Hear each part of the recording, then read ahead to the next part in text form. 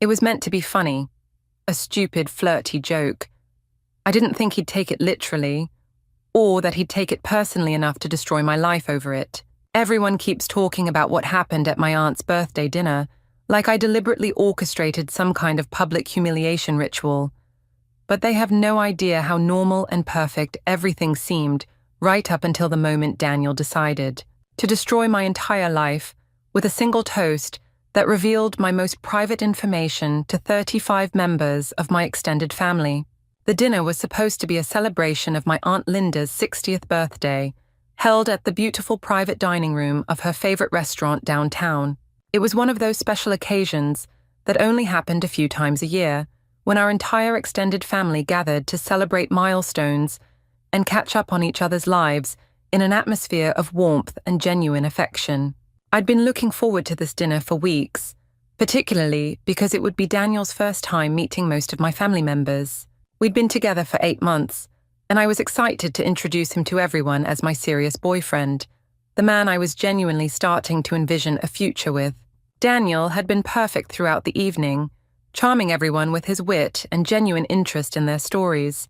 He'd asked thoughtful questions about family history, complimented my aunts on their cooking recommendations, and generally made the kind of wonderful impression that had my relatives whispering to me about how lucky I was to have found such a keeper.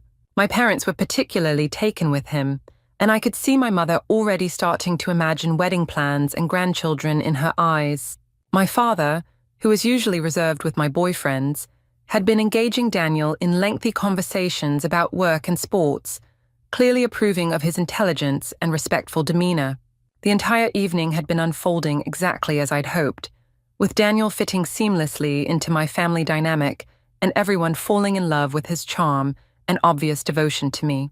That's when Daniel asked if he could make a toast in honor of both my aunt's birthday and what he called our own special milestone that we'd recently celebrated together. The request felt perfectly appropriate and sweet. Daniel was naturally good at public speaking, and I'd been expecting him to say something romantic and charming that would make my family even more impressed with his thoughtfulness and commitment to our relationship. He stood up with his wine glass, waiting for the table to quiet down and give him their attention. When he began speaking, his tone was warm and affectionate, exactly what I'd expected from someone who was clearly comfortable in social situations and genuinely fond of the people he was addressing. He talked about how wonderful it was to be included in such an important family celebration, how much he'd enjoyed getting to know everyone throughout the evening, and how grateful he was to be part of my life during what he described as such an exciting and meaningful time in our relationship. Everything he said was making me blush with happiness and pride. I could see my family members smiling and nodding, clearly charmed by his eloquence and the obvious love and respect he was expressing for both me and them. Then he delivered the line that would haunt me for the rest of my life. Daniel told the entire table that I'd made him feel incredibly special by sharing with him that he was my 100th sexual partner, and that while he hadn't realized he was part of what he called a record-breaking run, he was honored to be such a significant milestone in my life. The silence that followed was unlike anything I'd ever experienced. Every conversation stopped simultaneously. Every glass froze halfway to someone's lips. Every smile disappeared from every face around that table. My father dropped his fork with a clatter that seemed impossibly loud in the sudden quiet. My Aunt Linda, whose birthday we were supposed to be celebrating, gasped audibly. My mother's face went completely white before she whispered something I couldn't quite hear, but that sounded like a prayer or a curse. For what felt like hours but was probably only seconds, nobody moved or spoke or seemed to breathe while they processed what Daniel had just shared with the entire extended family. Then my uncle nervously laughed, clearly trying to break the tension and hoping that Daniel was making some kind of joke that the rest of us weren't getting.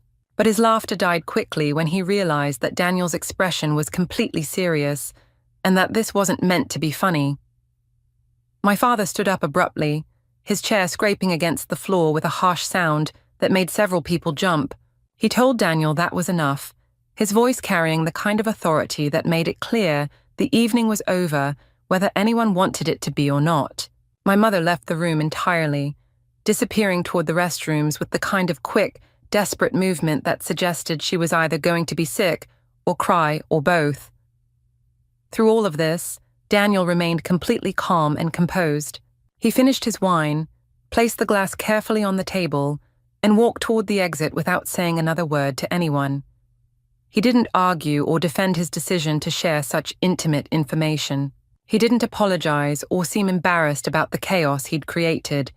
He just left, as quietly and efficiently as he'd destroyed my relationship with my entire family.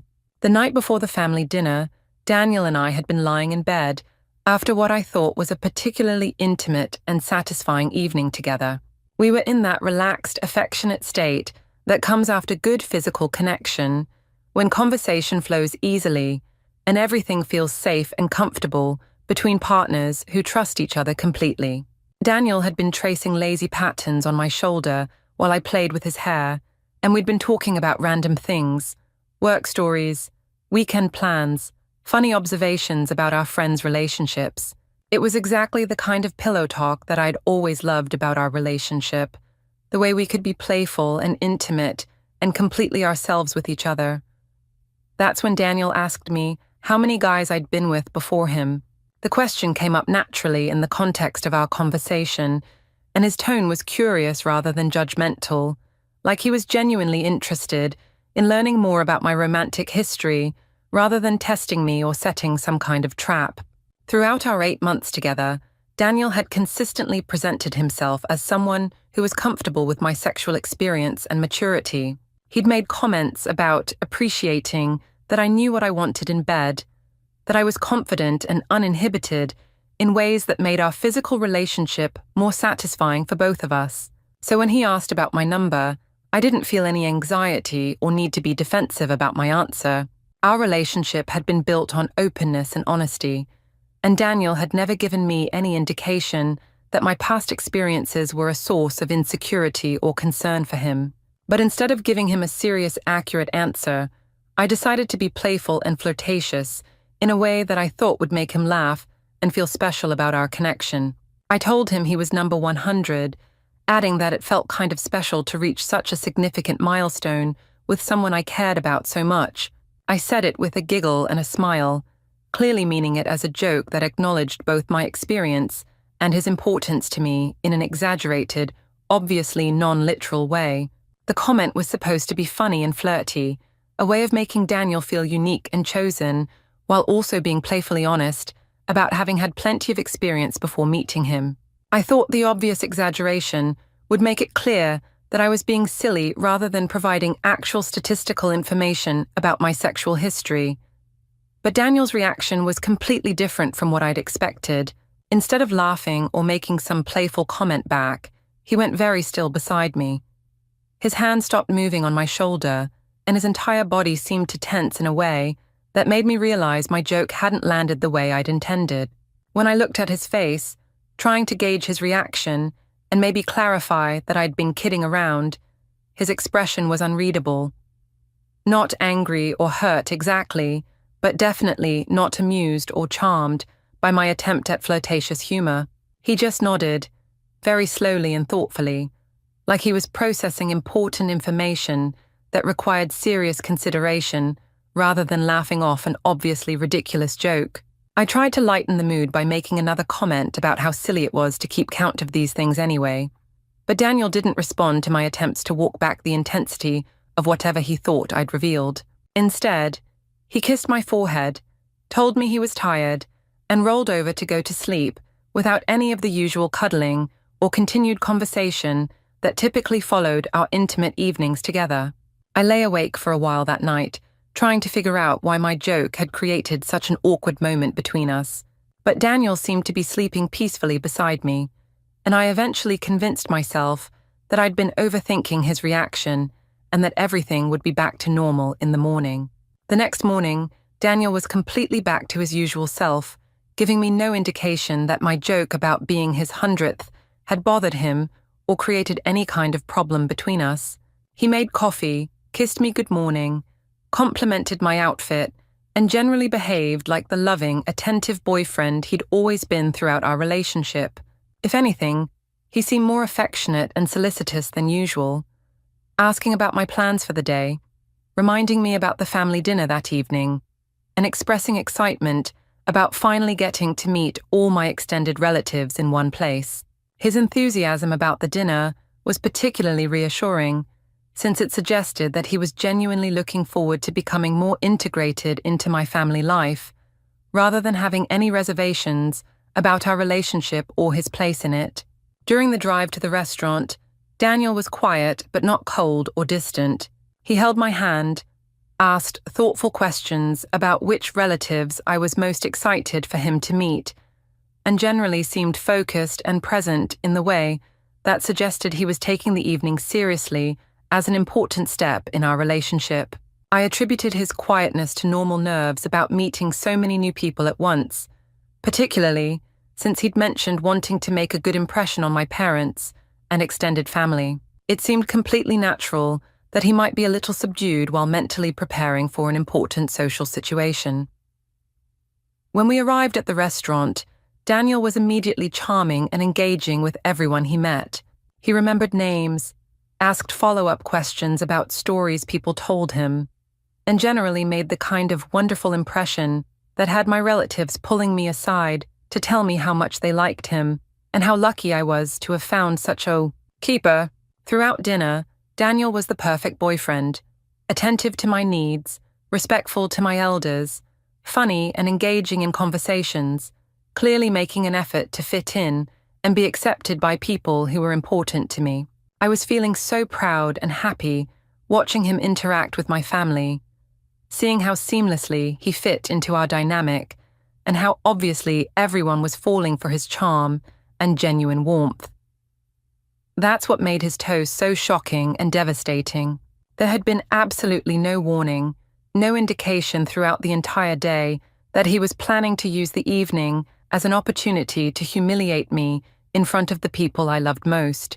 The calm, measured way he'd behaved all day suddenly felt sinister in retrospect, like he'd been planning his revenge while pretending to be the perfect boyfriend who was excited to meet my family and deepen our relationship. His quietness in the car hadn't been nerves about making a good impression. It had been him mentally rehearsing how he was going to destroy my reputation and relationships in the most public and humiliating way possible. The hours and days following the family dinner were a nightmare of humiliation, confrontation, and social isolation that extended far beyond the immediate embarrassment of having my most private information shared with my entire extended family.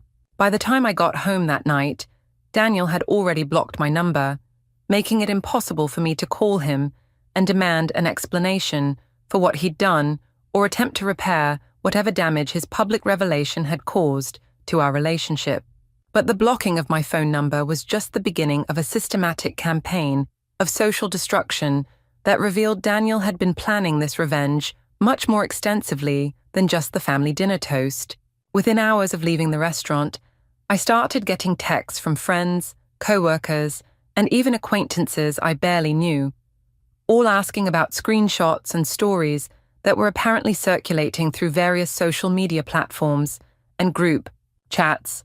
Daniel had shared private text messages between us, photos from our relationship, and detailed stories about our intimate life with what seemed like everyone in our mutual social network. The information wasn't just about the number 100, it included specific details about our physical relationship, private jokes we'd shared, and personal information I'd trusted him with during vulnerable moments throughout our 8 months. Together, my phone was exploding with notifications from people who were either expressing shock, offering sympathy, or clearly just wanting to gossip about the drama that had emerged from my private relationship becoming public entertainment. The most painful messages came from my cousins and other family members who'd been at the dinner, reaching out with everything from concern to judgment about what they'd witnessed and learned about my personal life. Some relatives were supportive and angry at Daniel for violating my privacy in such a public and cruel way, but others were clearly uncomfortable with having learned such intimate details about my sexual history, and their messages carried undertones of disappointment and judgment that made me feel like I'd somehow brought this humiliation on myself. My parents were the worst to deal with. They called me at midnight, demanding to know how I could have been so careless with my words and personal information, how I could have trusted someone with such private details, and how I could have put them in the position of having to defend their daughter's reputation to their siblings and extended family. Their anger wasn't just about Daniel's betrayal, it was about my perceived poor judgment in sharing such information with someone who'd obviously been untrustworthy, and about the embarrassment they now felt having to face their family members who'd witnessed such an inappropriate and shocking revelation. The professional consequences were almost as devastating as the personal ones. Within a few days, it was clear that word about the family dinner incident had somehow reached my workplace, probably through social media connections that linked my personal and professional networks. My boss didn't say anything directly, but there were subtle changes in how I was treated at work, fewer invitations to important meetings, and a general sense that my colleagues were viewing me differently now that they had information about me. Personal life that affected their perception of my professionalism and judgment. In the weeks that followed Daniel's disappearance from my life, I was forced to confront the devastating effectiveness of his revenge strategy and recognize that his calm, quiet approach to destroying me had been far more damaging than any screaming fight or dramatic confrontation could have been. Daniel had never raised his voice at me, never called me names, never engaged in the kind of obvious toxic behavior that would have made him clearly identifiable as the villain in our relationship story. Instead, he'd used my own words and trust against me in ways that made me look like the person with poor judgment and inappropriate boundaries. His decision to share my private information at the family dinner hadn't been an impulsive reaction to hurt feelings. It had been a carefully calculated act of social warfare designed to maximize my humiliation while minimizing his own responsibility for the damage he was causing. By framing his revelation as a toast celebrating our relationship milestone, he'd managed to present himself as someone who was simply being honest and transparent about what I'd shared with him, rather than someone who was deliberately violating my privacy and trust. The extended family members who'd witnessed his toast weren't angry at Daniel for sharing inappropriate information. They were uncomfortable with me for apparently being the kind of person who would casually discuss such intimate details with a boyfriend and think it was appropriate or funny. His calm, measured delivery had made it seem like he was the reasonable one who'd been shocked by my casual attitude towards something that should have been private and meaningful, rather than the vindictive person who'd chosen to weaponize my vulnerability. The systematic sharing of our private messages and intimate details with our social network had been presented as Daniel processing his shock and disappointment with friends, rather than as a deliberate campaign to destroy my reputation and relationships. Because he'd never engaged in obvious cruel behavior like yelling or name-calling, people in our social circle were more inclined to see him as the wronged party who discovered something disturbing about my character, rather than as someone who'd chosen to handle his feelings through public humiliation and social destruction. The most devastating aspect of his approach was how it had made me complicit in my own destruction.